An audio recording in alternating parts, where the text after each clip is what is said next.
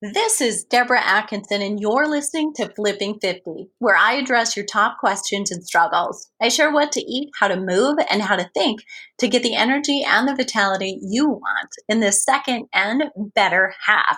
My guest today is Emily Kiberd, and I am so excited to introduce her to you. I love her post. You're going to need to follow her on Instagram. She's speaking our language for sure. She is the founder of Urban Wellness Clinic in Manhattan, New York, and creator of Thyroid Strong. And Dr. Emily Kiberd has seen thousands of women over the past 12 years in practice. She helps women with Hashimoto's beat fatigue with simple, sustainable exercises to help heal their joints and thyroid. With her program, Thyroid Strong, women get back to what they love faster. Emily, thanks so much for joining me. Thank you so much for having me, lady. It's so good to sit down and chat with you. I'm going to talk about the elephant in the room because I almost always do this, and we jumped on kind of quickly. Did I pronounce your last name right? Kiberd. Kiberd. So I think it's always good to say that because I usually get it wrong. So there we go. Okay. Kiberd. I just want to clean things up.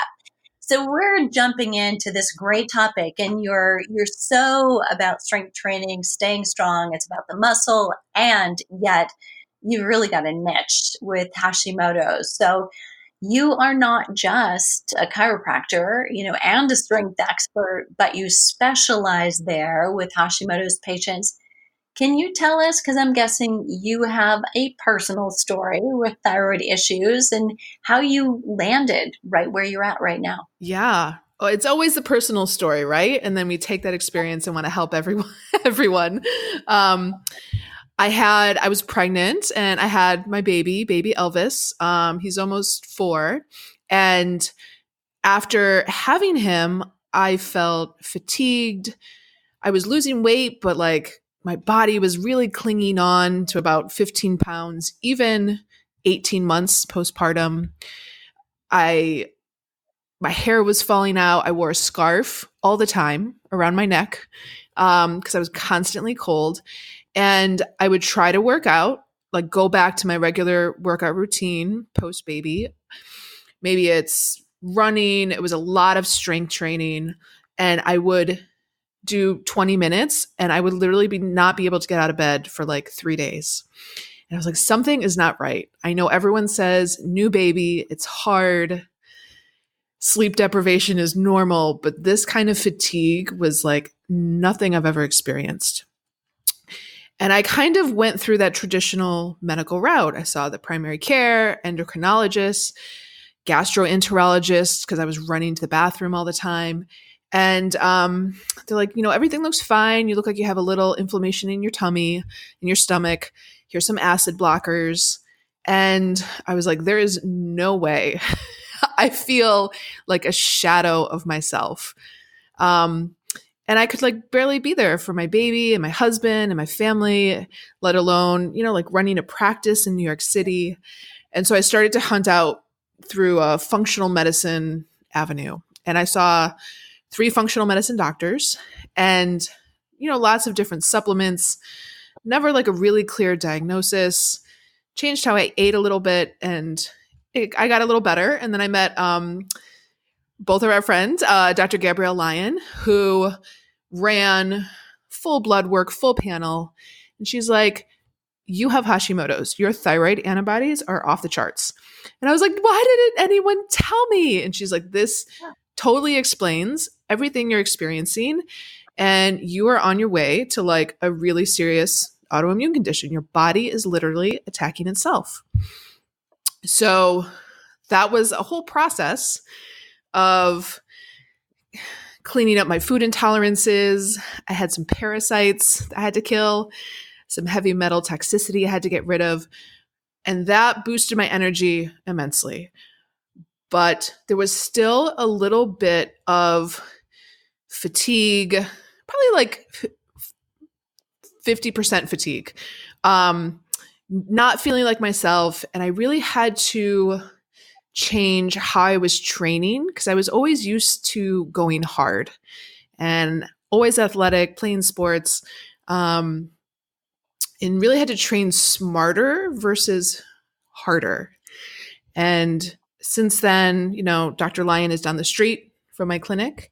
And we co-treat lots and lots of women who are struggling with autoimmune disease and specifically Hashimoto's. And she is working the internal component and I'm working the biomechanical component because there's lots of things that happen when we have a low functioning thyroid. Wow, what a great story. And I love the collaboration. Okay, so specifically, what are the considerations for thyroid and autoimmune thyroid patients when it comes to exercise?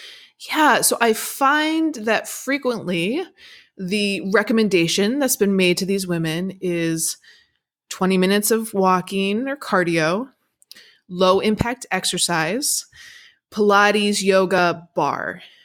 And with a low functioning thyroid, it is just harder to maintain your muscle mass. So when you think of all those low impact exercises, they are not going to help build the muscle the same way as picking up something heavy, owning your form, and moving that weight and then putting it back down and doing it again. So that's one of the things that we see a lot is really taking those women out of that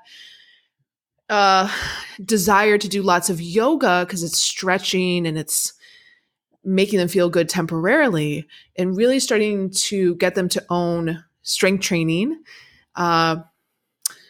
Not super hardcore. Obviously, it's like walking a fine line in terms of building up reps and sets and intensity. And then the second thing is this isn't necessarily in the research out there. This is more of a clinical finding is we often find women experiencing hypermobility. So their knees will hyperextend when they stand. If they're in a plank or just kind of top of a push-up, their elbows will hyperextend. They'll be able to bend their thumb to the soft part of their forearm. And when they bend forward to touch the floor with their knees straight, they can almost palm the floor. And there's no research out there that has that correlation of low functioning thyroid, Hashimoto's, and hypermobility, but we see it all the time in the clinic. So those women, when they're struggling with hypermobility, that tissue laxity, hard time stabilizing their joints, will feel anxious, ungrounded, and really shouldn't be doing yoga. They don't need more length and stretch and turning off the muscles. They need to get those muscles firing and kicking on. So when we're working with women who are struggling with Hashimoto's, it's really taking them out of that desire to stretch, foam roll, get a massage, get adjusted every week, and start to own strength and stability. Fantastic. So it's like the perfect marriage, right? Yeah. You got all of this, you got none of this, don't push the stuff you've already got further. Talk about a little bit, if you can. I mean, I'm really kind of geeking out on this. My mind is going, okay, which comes first, the chicken or the egg? I mean, so knowing there's not necessarily, you've mentioned statistical research on this. I mean, are people who are already hypermobile more prone to thyroid disease, or does that hypermobility kick in after thyroid disease? Yeah, that's a great question. And I don't know if anyone actually knows, because I'll also see a lot of women who have other stuff like Ehlers-Danlos, right? But then they don't necessarily have a thyroid condition. So I think the important piece is, two things that are known in the research is low functioning thyroid leads to low muscle mass, and that our type 2 muscle fibers, our type 2A muscle fibers, the ones that are fast twitch, like, a higher density of those in sprinters, for example, can actually turn into type 1 fibers, which are muscle fibers used for posture, just to hold us upright. So with a low functioning thyroid, We don't have as much muscle mass. Our fast twitch fibers turn into slow twitch fibers. And then we have a slower tendon turnover, which means it takes longer to heal, just in general, when our thyroid is not functioning optimally. And the one way to get both of those things more optimized is to strength train, is to pick up weight. I wish doing 20 minutes of walking would get the effect of strength training, or even yoga, Pilates, bar, swimming, but it just doesn't. You have to pick up a weight, obviously with amazing form. And when there's that hypermobility component, you have to be cued differently if you're working with a trainer or you're working with an exercise physiologist. For example, if you have someone bend over, pick up a weight like a deadlift, and then stand up with it, you can't just tell them stand up, right? Holding the weight. Because that person will just stand and lock their knees out and hyperextend their knees, and then can compress the joint and potentially injure themselves. So you have to really teach them how to build tension properly, how to breathe and brace from their core, and how to not go into that hyperextension, especially under load or picking up a weight. I love that. So to listeners who aren't sure, and I'm guessing many do know, but how can they, or we've got some health coaches and personal trainers listening in our audience. I know it, and I'm actually going to share this with that audience as well. How do they know if they're dealing with, in fact, hypermobility? And I saw a post on your Instagram recently about the hypermobility score. Yeah, it's a Baton score, and it tests tissue laxity. And there's 5 different moves. And one of them is, can you extend your pinky finger, if you just took to push it backwards beyond 90 degrees. The second one is, can you push your thumb to the soft part of your forearm and have it touch? The third one is, can you hyperextend, like if you fully straightened your elbow out in front of you, does it go past 10 degrees? Usually that's easier to pick up, even though it's a passive test, it's usually easier to pick up in a plank. The other one would be, can you passively extend your knee beyond 10 degrees? Again, easier to see in a standing position. And then the last one is, standing, if you bent forward with your knees straight, could you palm the hands flat on the floor? That is not normal. Most people are like, oh, I'm so flexible. Look what I can do. But not normal. So when they score it, it's on a 9-point scale. And so they're just, you're just looking for, is it bilateral, right? So do both knees hyperextend? Because sometimes injuries can just create, a single side finding. And then if you do have that positive Baton score and that tissue laxity, sometimes it's reassuring for people to be like, oh my God, every time I stand and I look in the mirror, my knees look like they're traveling behind my ankles. Now it's so clear why. Oh, now I have tools to know what to do to help it. So it's a great test. It's used by a lot of physical therapists. And it's one of the things that we check for anytime there's someone has pain moving around the body, or chronic joint muscle aches that don't really add up to anything biomechanically. So it's just another tool in the toolbox. Great tool. So as you asked each of those, I'm thinking, do you mean pain-free? Yeah. Okay. All right. So I love it. I know we've got so many listeners in our audience for sure who are dealing with thyroid issues. Could you give us an example, a walkthrough of what kind of exercise program you might recommend for a thyroid patient? And maybe we need to qualify it. So I'll let you be the judge of that. Like someone newly diagnosed. Yeah. So I think it depends if someone is cleaning up all the internal stuff. Like, are they on a functional medicine or naturopathic path? Are they cutting out the food intolerances? Are they taking supplements? Are they in like a major Hashi flare up? Because then we're going to dial it back. But we always start slow. So, typical exercise program, I have this thing called like the Essential 7 moves.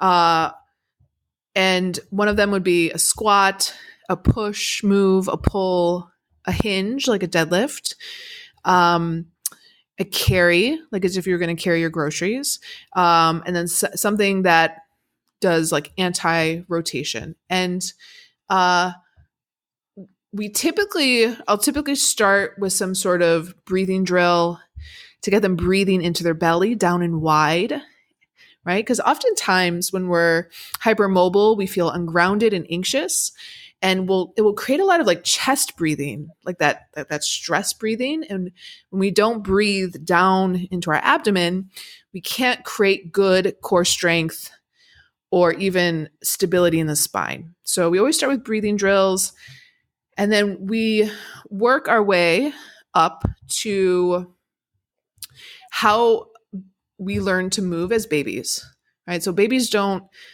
crawl before they learn how to lay on their back and bring their knees to 90. So I'll typically take them through a warm up of similar to that neurodevelopmental patterning that we did as babies, and then move to the Essential 7. And it might be a hinge move, like a deadlift, and a push move, like an elevated push up. And it might even be from from the knees, if need be. And it's always low rep, usually heavier weight than what someone thinks, and lots of rest time between the exercises. So I think commonly in the personal training physical therapy world, it's 3 sets of 10. No one under my watch with Hashimoto's does more than 5 reps at a time, especially when they're in the beginning, when they're just starting their healing journey. So, yeah. Right. And I think let's call attention to what you said, but that's not 5 reps of the pink dumbbell. Right. It's heavier than 5 pounds. Yeah. And I think, oftentimes women will look at a weight and they'll be like, that's going to injure me. And it's never the tool, right? Was the form on point? Was it every single rep is the most perfect rep? Was there mindfulness in the reps? Like, if I set up to pull a weight, if my form is off or my breathing's off or I breathed up into my chest, I reset. I don't pull the weight. I don't try to like bang through sets as quick as I can. So, yeah, I mean, I have women who will hinge their hips and deadlift, and we always started with body weight just to get the form down. And it was like 15 pounds for a woman who's 150 pounds. And now they're deadlifting, warming up at body weight after probably 4 months of training. So going from 15 pounds to 150 pounds as a warm up takes a lot of good form, and it takes a lot of practice. But I have to say, every single woman I've done that with feels so much better. They will even sometimes creep back to, well, I went and got a massage and I did yoga and I felt like my limbs were hanging from my torso. Like, I just felt so unstable. And they'll literally go and do like a quick 10-minute strength routine and feel stable again. And they'll be like, oh, that was a really good reminder that that's not what my body needs. It doesn't need more massage or more yoga. And I'm not poo-pooing yoga. I'm actually like a certified yoga instructor. And I've also taught yoga for a long time. But it's like knowing what to give what body type when. So good. Yeah, that was a huge point right there. Okay, so when it comes to common mistakes. What mistakes do thyroid patients or the trainers who work with them most commonly make? Let's Yeah. just So sum that I've up. had patients literally work with a trainer, um, and 5 days a week, 45 minutes of cardio, 45 minutes of strength training, like totally burning that poor woman out. And that woman gained 60 pounds and was accused by Mm. her trainer and her doctors of sneaking food and being lazy. And I was like, my heart broke as I heard her story. I was like, no, you are overtraining. You're getting pushed to overtrain, basically, A. And B, the second thing that I see often is like this chronic cardio. I used to do lots of triathlons and marathons and get sick all the time and injured all the time. Surprise. And and and I don't I don't I don't have specific cardio days. Yes, I love to take walks, hang out with my kid and chase after him, but if I want to get out of breath a little bit, I'll do kettlebell swings. Um, if I was training for something where cardio was really maybe like a long hike, then I would train. But right now, I want to feel strong and stable in my body. I don't want to feel like every time I work out, I'm on the verge of getting sick or can't get out of bed. And so I want that same thing for the all the women that I meet out there. So cool. And let's just come back to you for a second, because right now you are lifting a I little am. extra weight.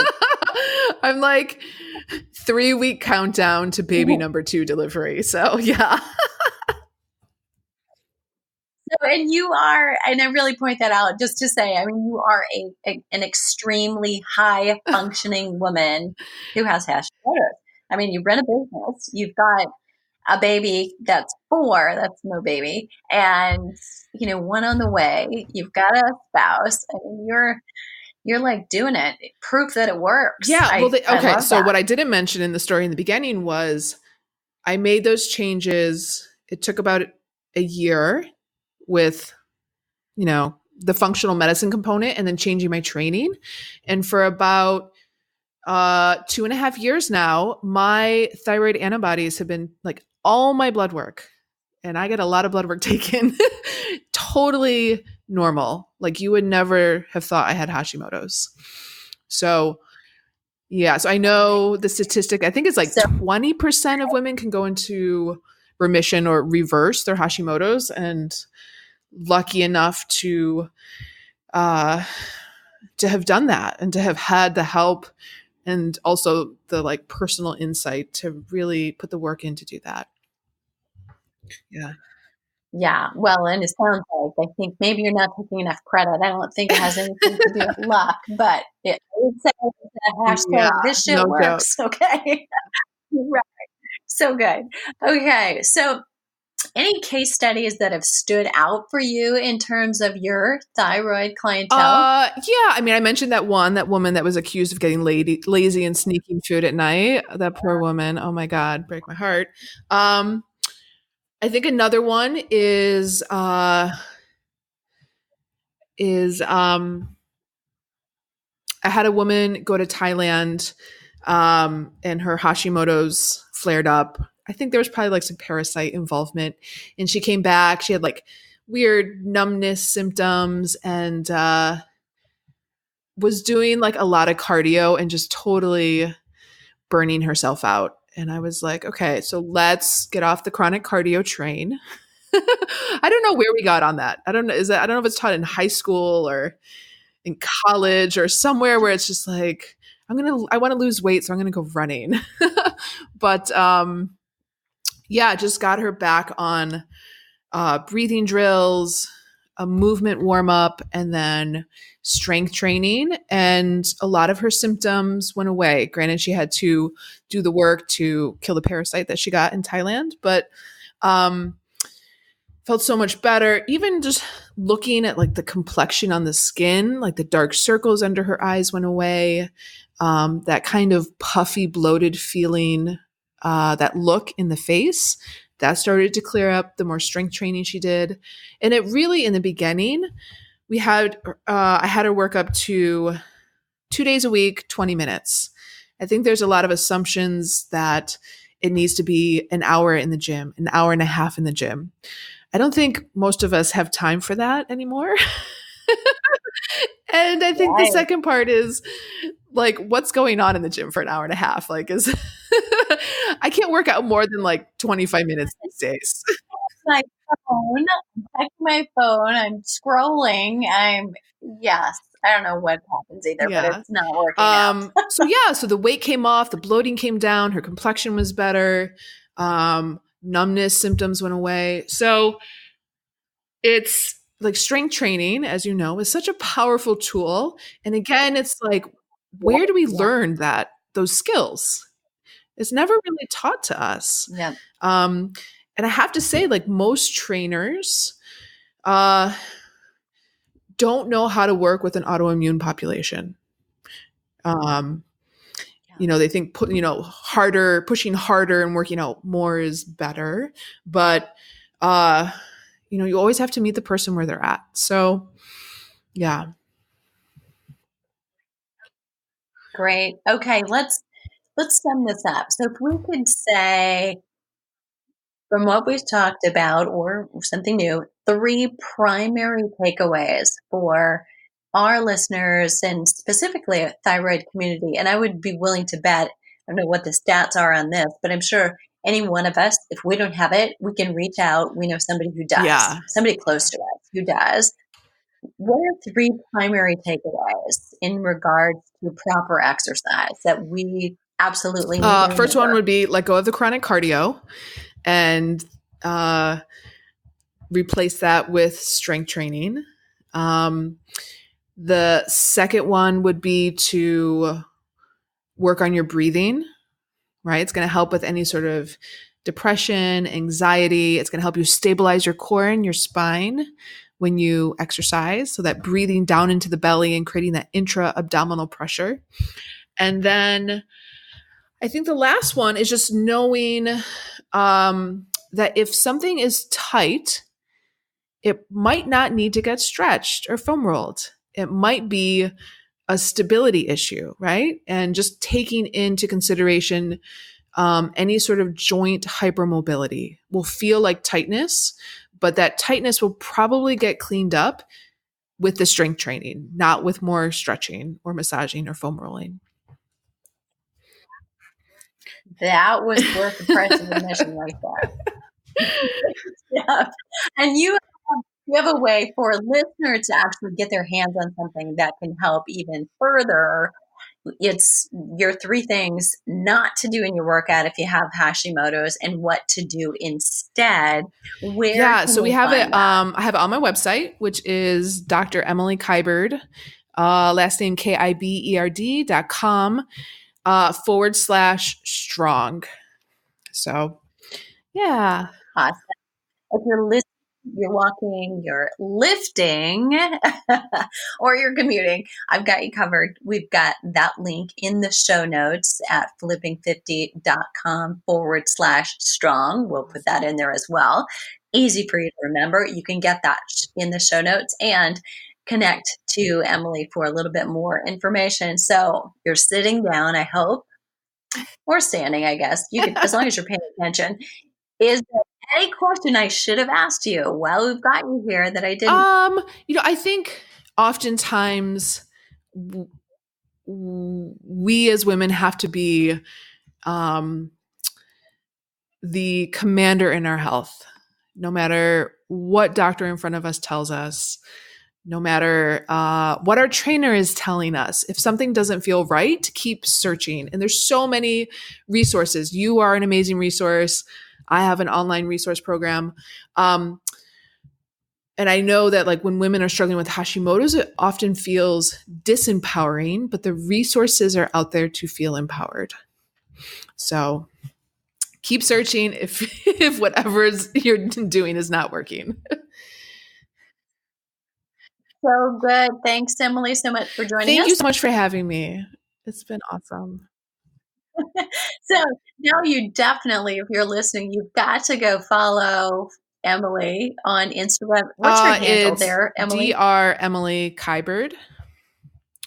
Yep.